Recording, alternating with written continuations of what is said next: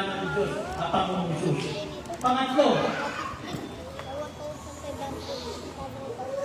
makikita natin na walang pwede pa na mabigat sa sarili. Makikita natin, maliligtas ka lang by faith you are saved, not by your own works.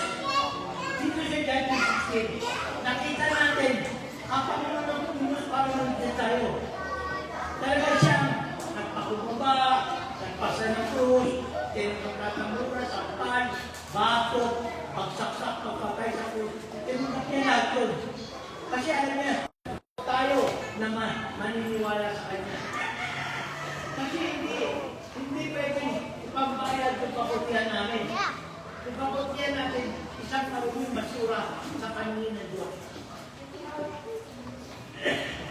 Kaya yung kabutihan ng isang banal na Diyos, katulad ng Panginoong Jesus, yun ang katakang tanggap. Kaya siya lang kumilos para maligtas tayo. Ang tanging po na natin, pananampalataya. Balikan natin yung number 2. Yung si Cristo ay regalo. Tanong ko kayo, naghihirap pa kayo nung tinanggap yung trabaho? Naghihirap pa kayo nung tinanggap yung regalo na Panginoon Diyos? Di ba wala kayo hirap? Basta tinanggap ko yun, tinanggap ng aking Panginoon at Panginoon. Ganun na kasimple. Hindi na hirap. Dahil hindi ka napausap ko, hindi ka nagbuhat ako ang Panginoong Jesus. Siya lang ang lumanon. Kaya nga, yung pananampalataya ko ay gawa ng Diyos. Kaya siya po yung author and the finisher of our faith. Kaya gusto ko sa inyo malang, nagsisyado natin ito. Nalitas ka dahil hindi ka makalit. Huwag nalitas ka, kala mo dahil makalit ka. Hindi ka nalitas dahil mabalik ka, mausay ka, maganda ka, guwapo ka, magtalino ka. Hindi ka nalitas. Nalitas ka dahil sa abab at awa ng Panginoon Jesus. Kung ito yung pangatlo, maliligtas lamang tayo sa ating nananampalataya sa Kanya. Kaya yung mga nandito na hindi na nananampalataya sa Panginoon Jesus, huwag kayo magalit sa akin sa sabihin niya ito. Pag hindi kayo nananampalataya sa Panginoon Jesus, tapos na ang buhay niyo. Hindi ako mahatol ang Bible. Sabi kasi ng Bible, ang sinong ayaw tumanggap sa Panginoong Jesus ay palusan ng palusan papunta sa Inferno. Hindi ako nasasabi nun, ang Panginoon. Kaya ako, sinasabi ko sa inyo, para may alam kayo. Kasi alam ko dito sa yung mga nakakabatid natin sa Panginoon, hirang-hirang magbukas ng Bible. Tanong, sino talaga ngayon yung nagbabasa ng Biblia? Araw-araw nagbabasa ng Biblia? Sino? Hindi mo wala. Kung meron, ilan lang. Pero ito ko sabihin, buksan natin yung isip natin. Walang ibang karunungan, kalaman na mapupunta sa atin kung di tayo magbabasa ng Biblia. Ang Biblia ko, siya tinawag na gabay. Kaya nga sa awit 105 na sabi, the lamp of our feet and the light unto our path. Ang Biblia pala, ang isang ilaw natin at siyang gabay natin sa ating pamumuhay sa mundo para hindi tayo madapa. Hindi tayo mataliso. Kaya ang sabi ko, iba yung karunungan ng Biblia na Diyos. Iba yung karunungan ng Biblia na Diyos. Gusto ko maintindihan nyo. May karunungan pa mundo, wala. Meron mga karunungan ng mundo? Meron po. Kaya yung mga bata, pinag-aaral pa lang sa nursery, elementary, high school, ano? Kasi may karunungan ng mundo. Pero yung karunungan na, ang ito lang. Hindi magdadala siya sa buhay na walang hanggan. Ang gusto ng Diyos, tanggap natin yung karunungan ng mula sa Kanya. Para hindi tayo maiwalay patungo sa buhay na walang hanggan. Mga kapatid, hindi tayo lagi-lagi nakakasama. Sabi ko, Lord, nagpapasalamat ako, buhay pa ako ngayon, masasabi ko pa, hindi ko siya kasama sa akin sa kanila. Nawa maintindihan nila, maunawaan nila, sinasabi ko sa kanila, hindi sama loob ko sa kanila. Kundi mahal ko sila. Gusto ko sila huwag mahiwalay sa buhay na walang walang na pangako mo. Tandaan mo, hindi tayo man marami ang pagkain sa bahay, maganda siya ng minister, maganda ng tapos mo, ay mapupunta ka sa langit. Hindi po. Kung hindi tayo dadaan sa Panginoon Jesus, hindi tayo mapupunta sa buhay na walang walang. Tandaan mo, John 14:6. Sabi ng Panginoon John 14, tandaan ang buhay at ang katotohanan.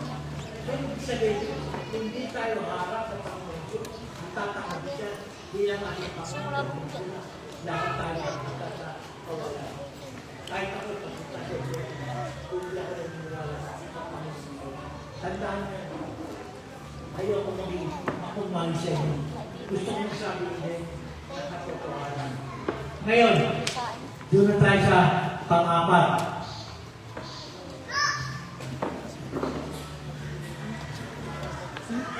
Sa pang-apat, dinitin dito yung buhay na walang hanggan. Bakit dinitin yung buhay na walang hanggan? Sino nakabasa sa aklat ng Ecclesiastes? Sinulat ni Hari Solomon. Wala pa. Si Hari Solomon, siya binigyan ng wisdom ng Panginoon.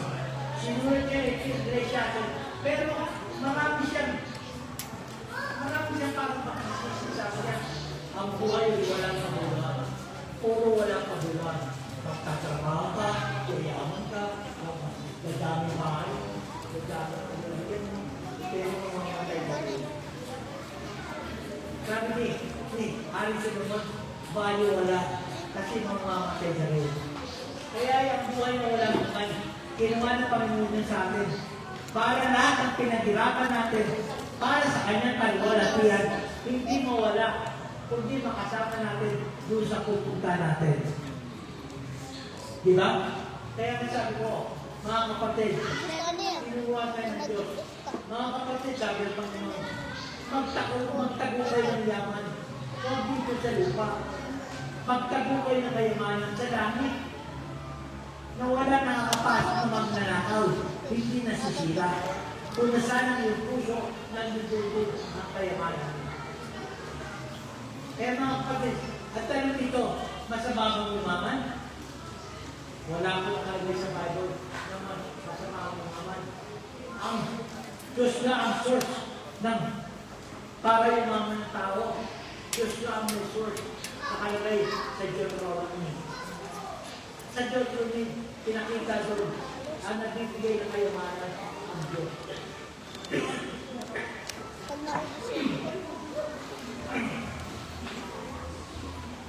Gusto ng Diyos umaman tayo. Pumunta ang buhay natin. Pero ayaw niya na matututo tayo sa kayamanan. Uunahin natin kayamanan kaysa sa Diyos. Kasi, hindi sa inyo dati, yung ibang kapatid dito, kahit tinggo, nangangalahid. Kahit tinggo, ayaw bitawad ang mga pangangalahid. Pero, ginawa nilang unahin ng Diyos, nakapagmundo, hindi sila pinawalan ng Diyos, hindi sila pinabayaan ng Diyos. Tandaan niyo, simula sa po, bago ka isinal sa mundo, alam na ng Diyos ang lahat ng pangangailangan natin. Kaya ako, sinabi ko nga, huwag niyo sirain ang ginawa ng Diyos. Sirain ng Diyos, 7 araw. 6 na araw para sa tao, 1 araw para sa Diyos. Mabigat kayo para sa inyo. Mabigat kayo para sa atin. Bigyan ng Diyos sa atin 6 na araw. Ang hiningi ng Diyos, ang nakibigay mo lang sa akin ng 1 araw. Yung 1 araw, yung araw natin pagsamba, pasasalamat sa Diyos, pag-linggo. Hindi ba 1 araw yun, ha? Pinakamagtagal yung 2 oras. Pero walang nakakatagal. Meron kapit na sabi, tagal mo ng gusto mo. Pero diba sa pusin mga kapatid, para makakaunin. Kaya pag sa pasyalan, tumatagal naman ng mga oras. May mapuli wala, matalan. Kasi sarap ito, ganda nito. Lakad-lakad. Hindi niya alam na paglalakad niya, ay mga oras na siya ng lalakad. Pero hindi kayo napatagod. hindi nauuhaw. Pero pag sa simbahan, nakaupo lang ng 2 oras. Kapag na ako, natok na ako, kapilang na ang masyado. Diba? Kaya nasabi ko, isang isipin nyo, gusto ng Diyos pa. Sabi ng Panginoon, katulad ng isang inahing manok.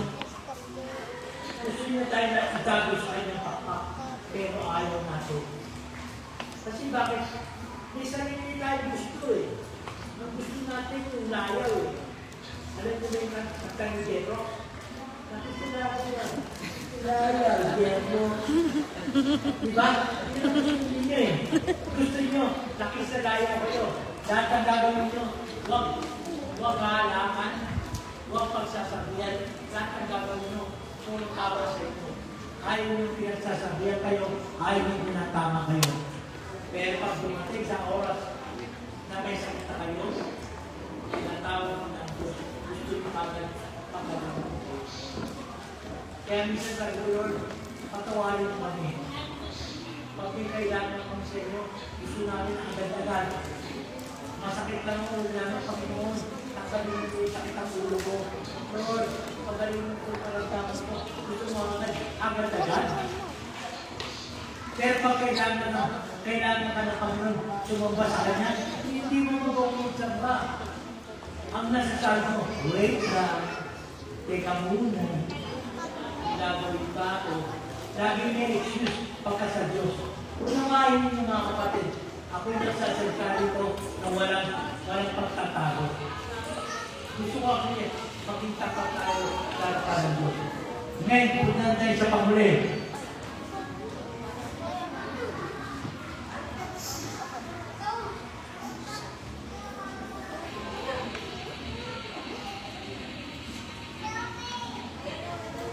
Sa pamuli.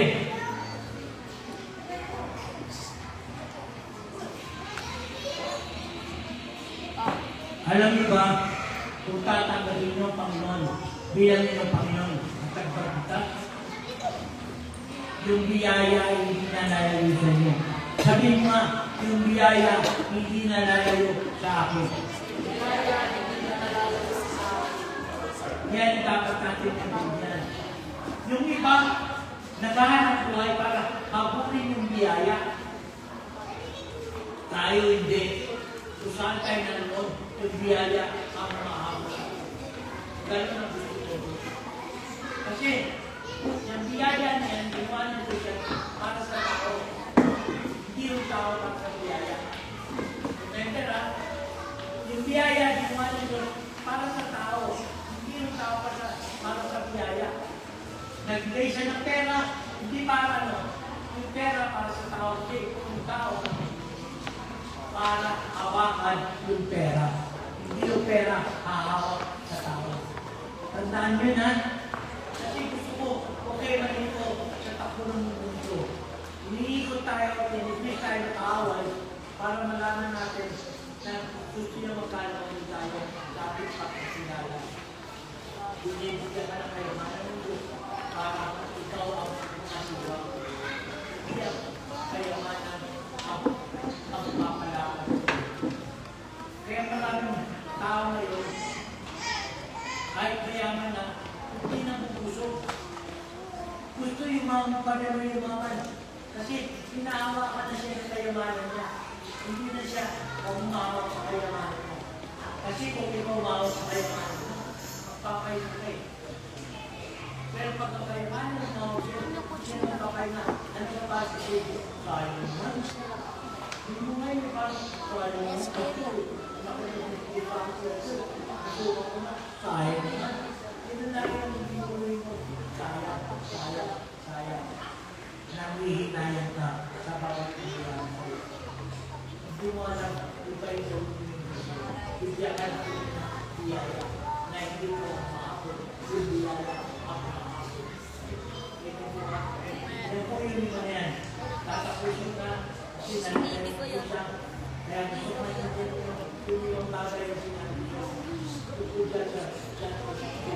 Sana mo kailangan. Mali ba kasi sinanay mo po nun. Pero malalim ang tayo yung mga ang mga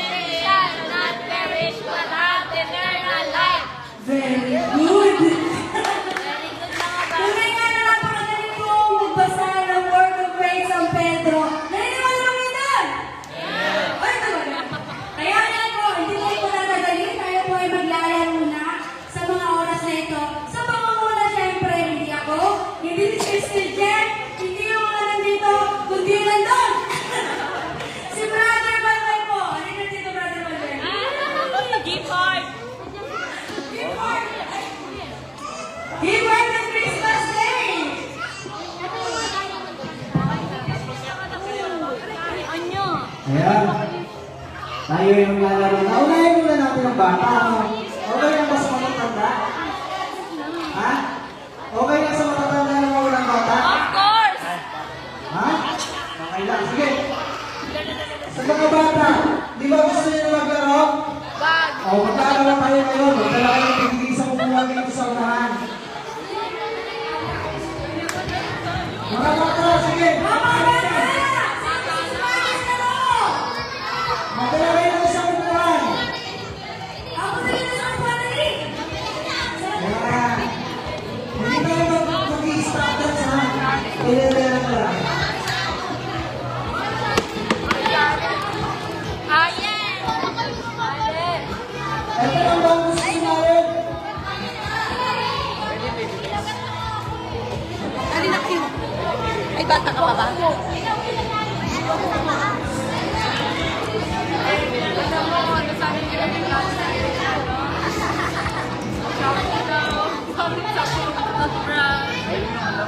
Nasa na? Ito bang gusto sumalit? Ayan. Mga upuan mo. Ayan.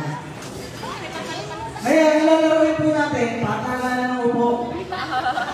Yan, ganun na yung ngayon, tumayo, talo. Ha? Kasi di ka sasalita, bro, ano? Oo, kailangan walang sasalita at walang hihina. Okay na? Ikaw, si ano yun si... Gawin niyo yan. Ha? Ayaw na ba? O, sige lang na. At least masaya. Okay na? O, sige, kayo tayo ngayon. Yan. Yun dapat kasi ako. Alden, tayo po tayo. Ha? Pagkamali lang. Yan. Mabibilis ba kayo tumakbo? Ha? Opo. Yan, sige. Tatanggalin ko yung isa nyo. Ngayon, lalagawin natin, bring me. Pero, hindi mananalo kung sino unang makakakuha. Ano? Ang mananalo, Sino muna kung makakulo? sino ang uupo sa last chair. Di ba? Ready na ba kayong tumakbo? Unang-una, bring it in. So, yun nga. Ang gagawin po natin, hindi ako sa inyo ng ano. Tapos, kung sino yung unang makakuha, uupo dito. Ayen! Tapos, yung last na hindi makakaupo dito, out na. Ha? Gets? Gets? Ha? Opo. Opo daw. Yan. Sige, tayo na tayo. Ang una, Winnie! Alam mo, tama!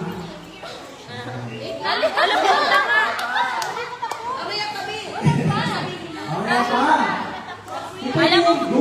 alam mo masunod. Binigyan na namin ka ng tip eh. Hindi lag-lag pa ako. Ayan, sige. Tayo ka kasi tatakbo ka. Okay, sige, okay na yan. Mga yan yung pampabilis na takbo ni Baby. Okay. Unang Baby. Baby, 20 pesos bill na papel.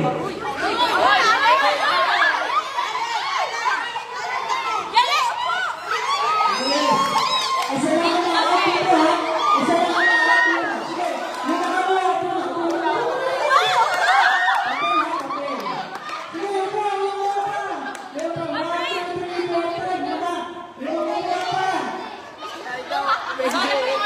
Wala.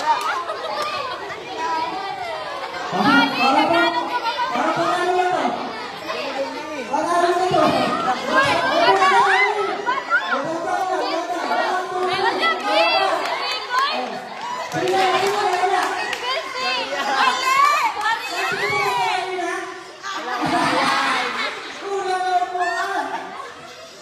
Bawal Maria, di ba? Uy!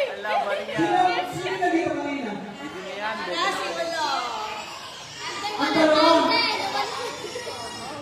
Ngayon, hindi kasama na kanina. Kulang ang upuan. O, go kasi! Okay, isa pa. Uy, taal! Talo lang ang papel Ayan. ko! Kasi kaso, may Ba't dito. Maria din yung bibigay mo? Ito! Ha? Walang dala? O, walang pesa? Walang 20 pesos bill dito. Napakira namin dito. Walang 20 pesos bill. Bombilog! Bombilog! Wala. Coins yun eh! Oh, Kung calls dito, kaya na yan.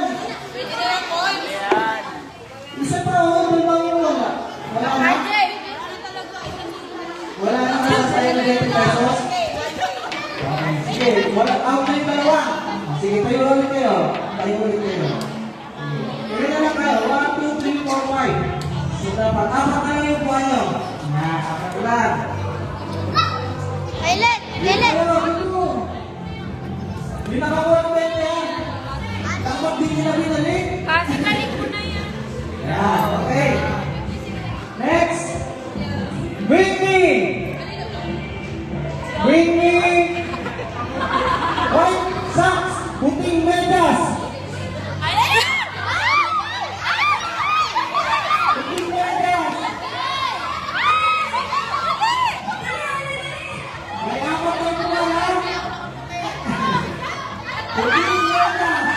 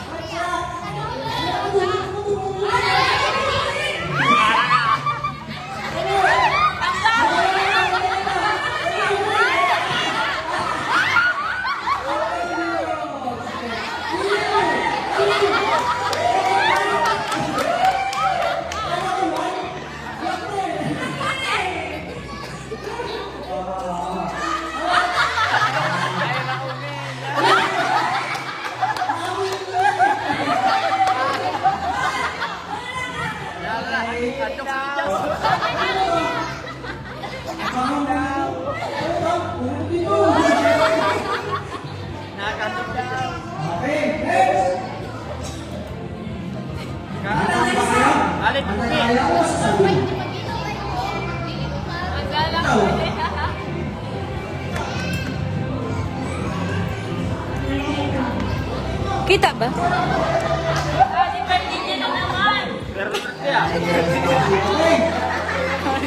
Meron pa tayo? Apat. So, magbabawas tayo ng dua. Isa. So, 1, 2, 3, 4. Ready na kayo? Okay. Bring me! Bring me! Bring me!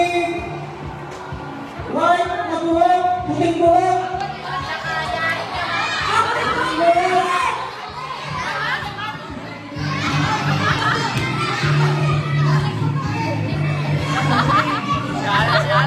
Puting buhok.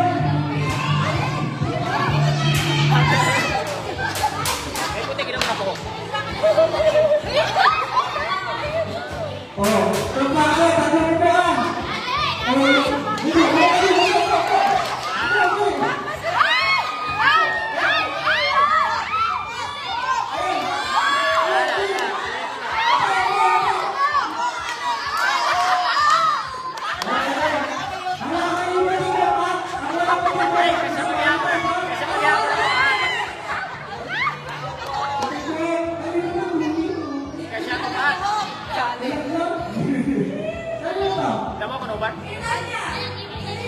May puting buhok ka kasi? Meron? Ikaw?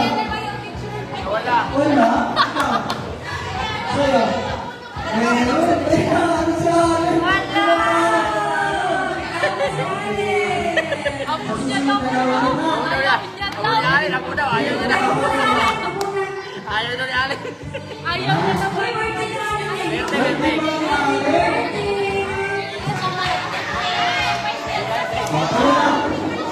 Tatlo na lang yung tira.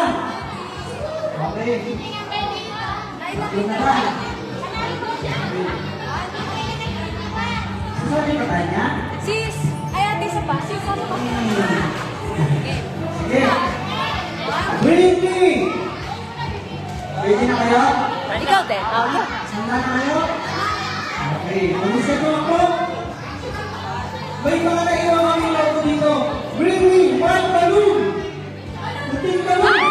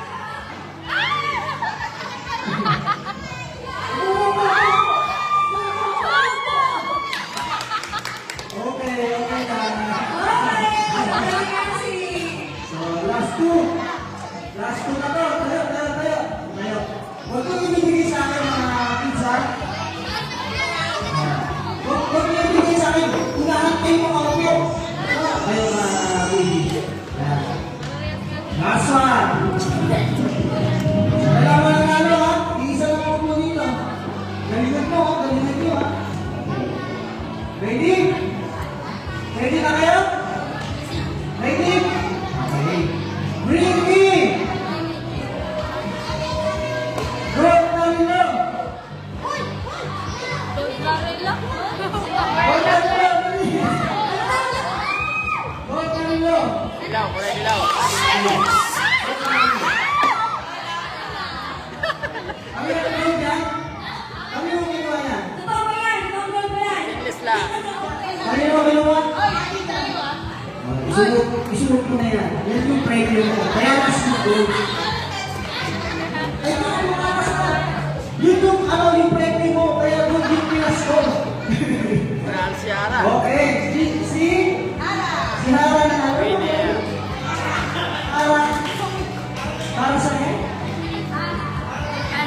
Nanalo si Hara. So, yung preview mo. Yung preview mo. Silang bahala. Ano pala? Para lapit ka na. Arkin. Winner. Parang magama. Okay. Oh, yung excited na ba? Ay! Ay, bibigyan ko lang. Winner. Bibigyan ba? Ayun. Oh, ayan o. Picture na baby. Ate, ito mo tayo. Pakita mo yung mga penny. Asan yung yung dalawa? Ito lang. Yung yung last Si Cassie ang isa. last three. Last three. Yung ano ko. Si Kasi. Cassie. Oy, parang mas masarap yun. Parang panalo tuloy yan. Isa. Yung tatlo Si lang. Cassie. Parang mas panalo Kaya to. ito. Mas mas mahal ito. Smile. Winner ka dali. Hindi ka dun. Ate Sharon. Uy, makasabi sa akin. May bahay la. Okay na. Next. Adult naman tayo. Excited na ba ang adult? Yes! Secret na yung palaro. Baka hindi ka sumanod na sinabi ko pa ako. Ano ka naman mo? Baka hindi lumabas agad yung pangalawa mo. Sige, kaya na tayo. Kailangan ko ng 10 tao. 10 tao na dalawang grupo. Sige na. Sige, ito. Ano? Okay. Ilan kayo? 1. 10. Kailangan 10. 5. Sino ba? Sali ka na. Sali ka na. Walang ba natin isa? Isa ba? O sige, gawin na natin yan. Wala pa isa. Yan. O, first team daw yan. O, second team. Ayan. Sige, dito yung isa. Dito yung isa. Yan. Ngayon, bibigyan ko kayo ng 2 seconds para mag-set kung ano pangalan ng grupo niyo. Sali ka na. Grabe daw ito seconds.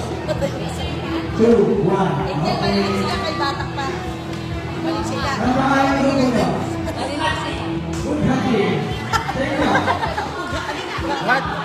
Team Heart. Okay. Ngayon, sino ang leader sa inyo? Angel. Uy, bakit parang sino? Okay, so yun din. Sa inyo. Ella. Okay, ito muna yung dalawa. Yan. Huwag na pagpapunti kayo ngayon. Kung sino yung matalo, siya yung mahuli. Yung talo, yun ang unahin ko. Bato. Nasa bansa. Okay, so kayo mauna. Dito muna kayo, palurin sila. Yan. Dito kayo, halera kayo. Halera kayo. Halera kayo dyan, halera kayo dito. Compress lang, compress. Diba, ang dami yung amin. Yan. Sige, ganyan. Kita niyo ba? Okay. Magtatanong ako ngayon, ipas ko. Ano, malagkit. Tapos, a-action ninyo, pagkasabi ng pastor o a-action ninyo. Pag sinabi ng pastor, halimbawa, magbasa ng Bible, dapat pare-parehas kayo ha. Pare-parehas kayo yung ginagalaw ha. Sampo lang yun. Kailangan pagka-bitaw ko lang, mag-action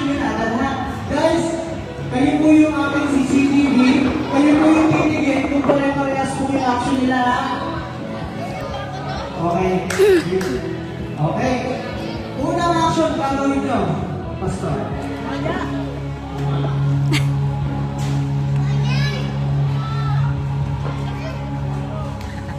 For example, nagbabasa ng Bible. Action na pwedeng gawin. Shout for joy. Shout for joy daw. One, two, three, go! Galaw lang daw, galaw. Kinaya mo lang eh. Siyempre, sample lang yan. Kailangan pag sinabing shout for joy. Sige, bibigyan ko kayo ng 2 seconds to 1. Pero walang lilingon ha. Kasi Bagang penguin. bawal lilingon. Kailangan, ang first action nyo, pare-parehas nyo. Okay? Okay na, guys? Let's go? Okay, ulit Pastor. Sing for joy. Di ba? Walang points. Magkakaiba. Iisa ang maganyan. Okay. So, hindi sila parehas. Okay, guys? Pangalawa naman. Dito ako kuha. Anong action, Ted? Action ko! Wala. Hindi, pagkatapos nila, kayo naman. Okay? Okay. Bibigawin natin na, pagkatapos nila, kayo naman. Pagkatapos nyo, kayo naman. Ngayon, kung sino yung unang mga puntos, siya ang panalo. Pero, ang kailangan natin, 3 points para masaya. Okay, ulit. Una action, kaya action ha. Tapos na sila, wala silang score na. 1, 2, 3, go! Sing. Ay, parehas. Pare-pares na. Pare-parehas. Hindi na sinasabi sila kayo ang makakatilang. Brothers, pare-pares, diba? Parehas, parehas. Parehas. Patingin, patingin, patingin. Sige. 1 point, 1 point. Babawi ba kayo? Bawi? Bawi? Okay. Ako na magbibigay. Pagkasabi ko, gawin agad ha. Maghuhugas ng pinggan. Huwag ko go. Ay, pare-parehas. Pare-pareha.